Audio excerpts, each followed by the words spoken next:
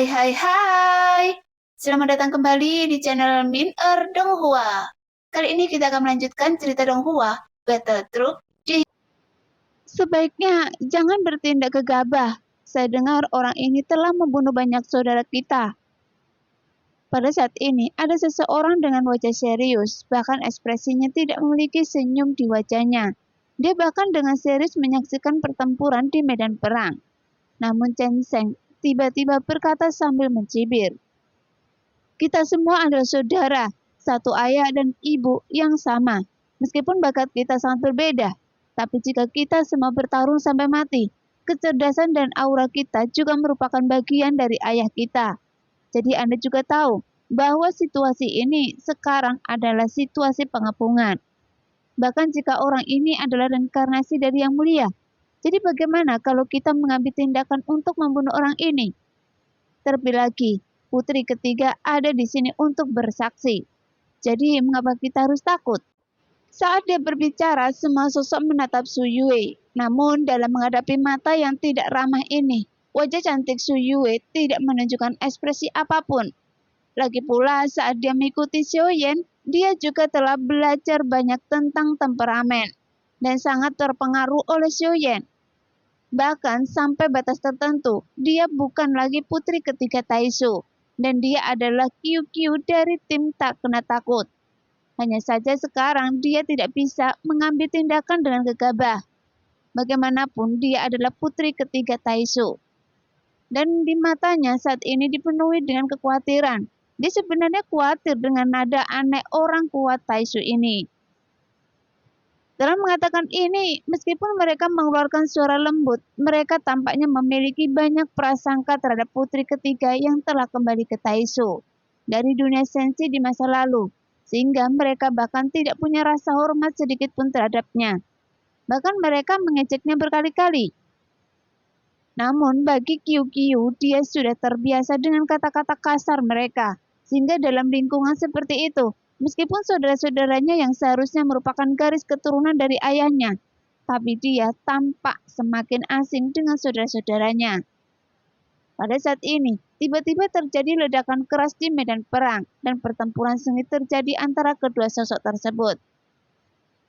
Orang kuat tingkat ketiga ini dapat bertahan lebih lama di tangan Xiao Yan, meskipun hasilnya tetap sama dengan orang sebelumnya.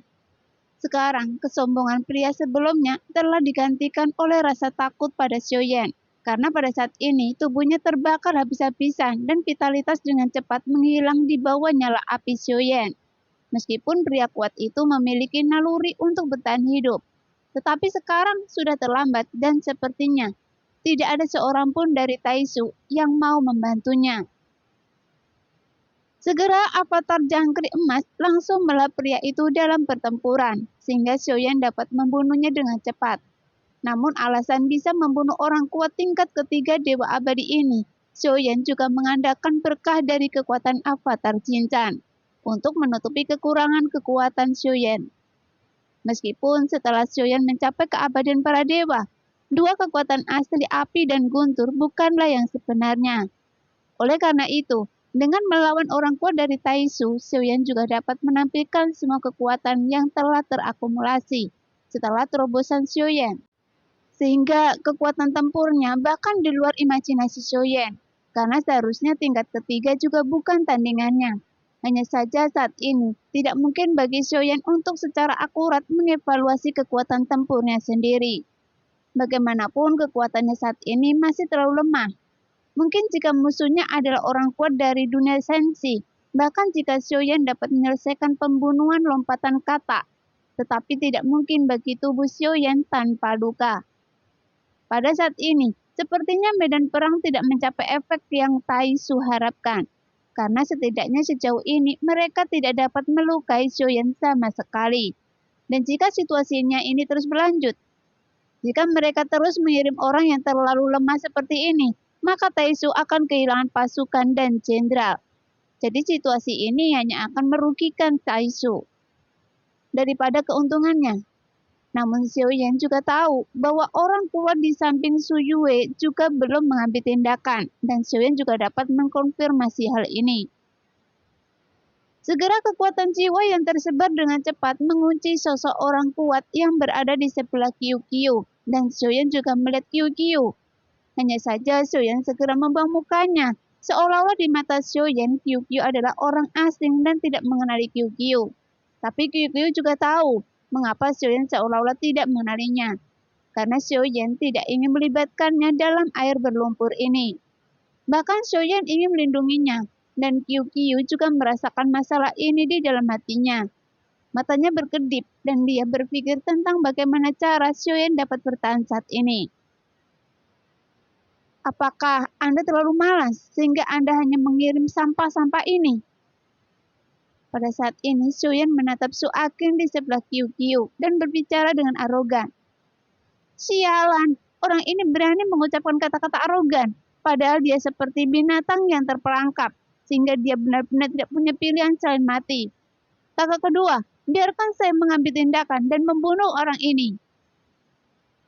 Tepat ketika mendengar apa yang dikatakan Xiaoyan, salah satu sosok yang memiliki ekspresi garang di wajahnya berbicara dengan marah, dan tubuh orang ini mengeluarkan bau darah.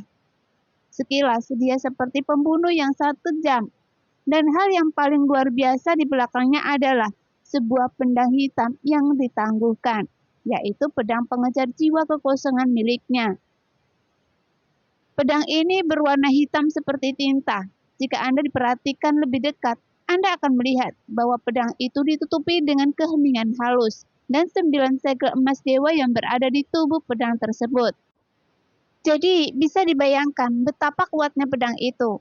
Jadi seharusnya orang ini adalah yang terkuat dari Taisu dalam pengepungan ini. Sekarang, wajah pria itu penuh percaya diri. Hanya saja dia tidak memiliki ketajaman Su Aqing.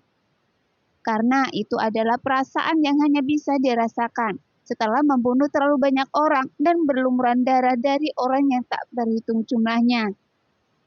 Silahkan jika Anda ingin mengambil tindakan, tetapi Anda juga harus berpikir jernih. Karena Anda memilih untuk mengambil tindakan sekarang. Jadi hanya ada 2 pilihan. Orang ini mati atau Anda yang akan mati.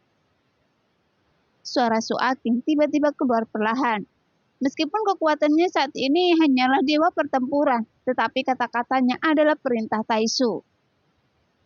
Kakak kedua, orang ini hanya berada di keabadian tingkat pertama, jadi tidak peduli berapa banyak rahasia yang dia miliki. Terus kenapa? Bagaimanapun, ada perbedaan kekuatan yang terlalu besar. Setelah kata-kata itu keluar, Yang Mulia Taisu bernama Su Xing tidak melangkah maju dengan gegabah. Karena meskipun kekuatan yang dirasakan, Xiaoyan hanya berada di keabadian dewa tingkat pertama. Tapi Xiaoyan sepertinya dapat membunuh orang kuat di tingkat ketiga tanpa kesulitan apapun. Yang sepenuhnya menunjukkan bahwa kekuatan tempur Xiaoyan tidak sederhana. Kakak kedua, menurut saya kita harus membunuh orang ini bersama-sama untuk menghindari kecelakaan. Sebuah sosok berkata dengan rendah hati sambil mengangkat bahunya. Meskipun orang ini berbicara dengan nada yang sombong dan seolah-olah dia tidak takut mati, tapi bagaimanapun juga dia adalah reinkarnasi dari Sun Sang.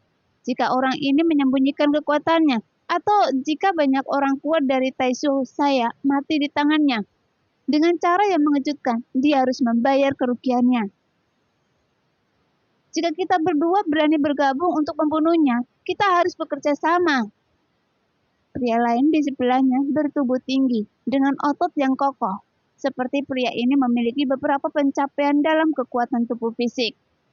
Setelah keduanya saling memandang, mereka menunjukkan kepercayaan diri dan prestise mereka. Kekuatan saudara laki-laki saya adalah tingkat ketiga dengan 6 sumber asal. Dan saya adalah tingkat ketiga dari 7 sumber asal. Dengan kami berdua bersaudara bekerja sama, tidak peduli kartu truf apa yang dia miliki, kalian seharusnya mudah untuk membunuhnya. Kata Su Aqing sambil tersenyum. Pada saat ini, Su Xing menjadi percaya diri begitu dia mendengar bahwa mereka bisa bergabung. Bagaimanapun bisa membunuhnya akan dianggap sebagai jasa yang sangat besar bagi Taisu. Jadi mereka tidak mau menyerah. Adapun sosok lain yang mengepung Xiaoyan, mereka tidak bersaing untuk mendapatkan pujian. Bagaimanapun orang di depan mereka adalah reinkarnasi dari Yang Mulia. Oke, Sue mematuhi perintah saudara laki-laki kedua.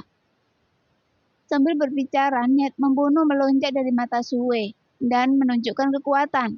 Saat tinjunya saling bertabrakan, dia memancarkan aura yang agung. Tepat ketika melihat Yang Mulia Taisu hendak mengambil tindakan, semua sosok kuat yang mengepung Xiaoyan tiba-tiba mundur ke belakang. Bagaimanapun banyak orang kuat dari Taisu lainnya sebenarnya sedikit takut. Karena orang kuat tingkat ketiga yang baru saja dibunuh oleh Xiaoyan dengan mudah. Dan dia juga dianggap sebagai orang kuat teratas dari Taisu selain Yang Mulia Taisu. Sekarang, Su Aking bertukar beberapa kata dengan Sue sebelum pergi. Dan sepertinya dia telah memikirkan cara untuk membunuh Xiaoyan. Setelah mendengarkan pengaturan Su Aking, Sue mengangguk. Setelah keduanya bersiap, mereka berdua langsung berubah menjadi pelangi panjang dan sedikit bergerak menuju tengah medan perang. Yang Mulia akhirnya mengambil tindakan. Yang Mulia Susing dan Sue, bukankah mereka bisa membunuh sampah ini dalam sekejap? Awalnya saya mengira reinkarnasi Yang Mulia akan sangat kuat, tetapi saya tidak menyangka dia hanya berada di tingkat pertama keabadian dewa, sehingga terlihat sangat menyedihkan. Nah, demikianlah cerita hari ini. Terima kasih yang sudah menonton video Min Earth sampai selesai. Sampai jumpa di video selanjutnya. Bye-bye.